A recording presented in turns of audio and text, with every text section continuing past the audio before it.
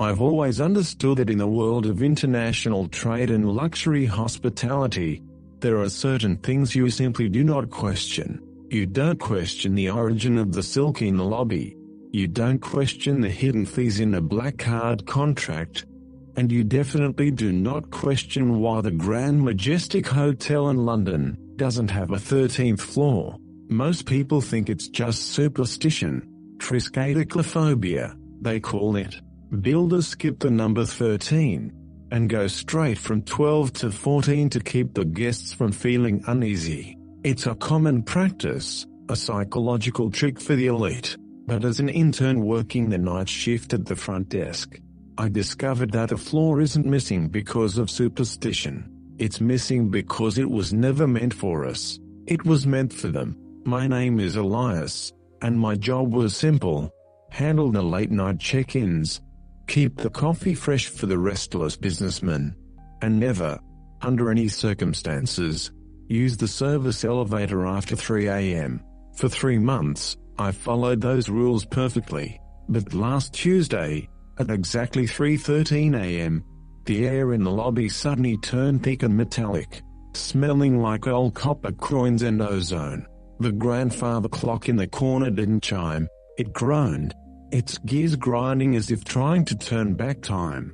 A man arrived at the desk who didn't look like any guest I had ever seen. He was dressed in a suit that looked like it was woven from spider webs in midnight. His skin had the texture of old, damp parchment, and his eyes were a flat, matte black, reflecting no light from the crystal chandeliers above. He didn't have a suitcase. He only held a small, silver key with a number 13 engraved on the head. He didn't speak. He simply pointed toward the elevators and handed me a gold coin that felt unnaturally heavy, as if it were made of lead rather than gold. I told him we didn't have a 13th floor. I showed him the digital display, pointing out the leap from 12 to 14. He didn't blink. He just stared at me, until the cold in the lobby became a physical weight on my chest, making it hard to draw a full breath. "The manager is waiting," he finally whispered, his voice sounding like two stones grinding together at the bottom of a well. Against every instinct in my body, I felt compelled to follow him. We stepped into the service elevator, the one I was told never to use at this hour. The interior was lined with mirrors that seemed to show me older, decaying versions of myself, reflections that moved a second after I did. He didn't press a button. He simply inserted the silver key into a hidden keyhole beneath the emergency panel and turned it. The elevator didn't go up. It didn't go down. It seemed to slide sideways, a nauseating, horizontal lurch into a dimension that felt physically wrong. My stomach did a somersault, as the laws of physics were rewritten in the silence of the shaft. The doors opened with a sound like a heavy tomb being unsealed. The air was thick with a scent of guardian ears and rotting meat. The hallway before us was identical to the other floors, but the colors were inverted. The red carpets were a bruised, sickly purple, and the gold wallpaper was a tarnished, peeling gray. This was the 13th floor, and standing at the end of the long, flickering hallway was the manager. He was 10 feet tall, with limbs that had too many joints, bending in ways that defied human anatomy. He was wearing the same uniform I was, but it fit him like a shroud.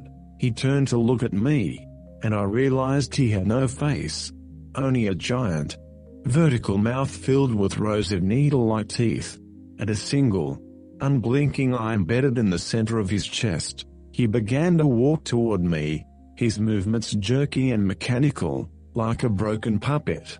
Every step he took caused the walls to bleed a dark, oily substance that smelled of ancient trade and forgotten debts. "Elias," the mouth whispered, though it didn't move. "You've reached the level where the real contracts are signed. The world above lives on the surface, but the world below is where the price is truly paid." He handed me a ledger bound in human skin and a quill made from a sharpened bone. "Sign for the guest," the manager commanded. I looked at the ledger, and I saw names I recognized. CEOs of major logistics firms, world leaders, famous actors who seemed to have eternal youth. Beside each name was a price, a soul, a decade of life, the collective happiness of a bloodline. I was forced to perform the duties of the floor. The manager handed me a silver tray, with a single glass of black liquid, that vibrated with a low hum. "Room 1306, he hissed. I walked down the hall, the purple carpet feeling like wet moss under my shoes. When I opened the door to 1306, I saw a man I had seen on the news, a billionaire tech mogul. But he wasn't the man from the television. His skin was translucent, stretched over a skeleton made of glowing copper wires. He was weeping black ink into a silk handkerchief. He looked at me with eyes that were nothing but empty sockets. "I just wanted more market share," he whispered. The trade seemed so simple back in the boardroom. I left the tray and backed out, my hands shaking. The manager was waiting in the hall, his chest eye pulsating with a rhythmic, bioluminescent green light. "In international trade, Elias, there is no such thing as a free stay. You've seen the floor. Now you must staff it." My skin began to itch, a terrible, crawling sensation under my arms and behind my knees. I looked at my hands and saw my fingers beginning to lengthen, the joints cracking and multiplying. My face felt like it was melting, my features sliding toward the floor as if I were made of wax. I tried to scream, but my mouth was migrating down toward my neck. The man in the spiderweb suit smiled, revealing teeth made of jagged glass. "Welcome to the team, Elias. The night shift here never ends." I spent what felt like years wandering those inverted hallways. I saw room 1309, where a famous politician was being fed his own lies through a silver tube that went directly into his throat. I saw room 1312, where a supermodel was having her beauty harvested by small, faceless spiders that wove the essence of her youth into silk for the guests upstairs. I learned that the world of high finance and international commerce isn't run by men in suits, but by the things that live in the gaps between the floors, the entities that feed on the greed and desperation of the ambitious. I saw the true cost of the global economy. It was fueled by the suffering of those who had traded their humanity for a moment of power. The most terrifying room was 1313. The manager told me never to look inside, but as I passed, the door was slightly ajar.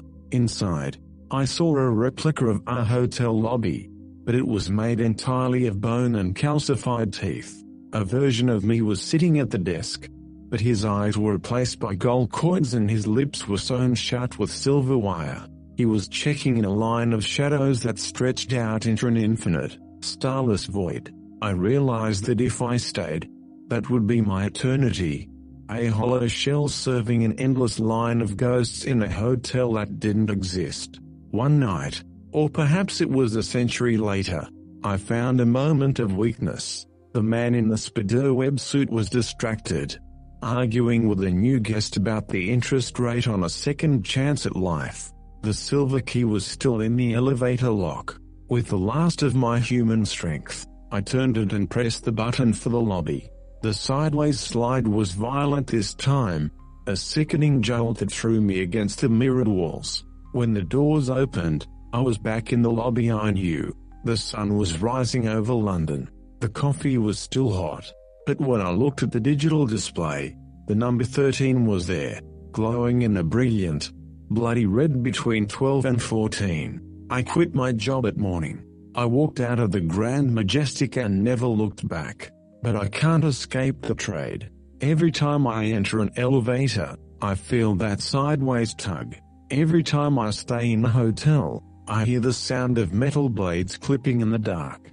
And sometimes, when I'm alone in my room, I see a seam opening in the wallpaper, a bruised, sickly purple carpet beginning to grow over my floor. They are coming for the return, because in the world of the 13th floor, there are no resignations, only permanent transfers, and I know, deep in my soul, that the manager is still waiting for me to finish my shift. This is the price of knowing what happens behind the missing numbers. This is the cost of seeing the trade for what it really is. Subscribe before you find yourself on the floor that doesn't exist. Good night, and watch the elevator display very, very closely. If it skips 13, pray you aren't already there.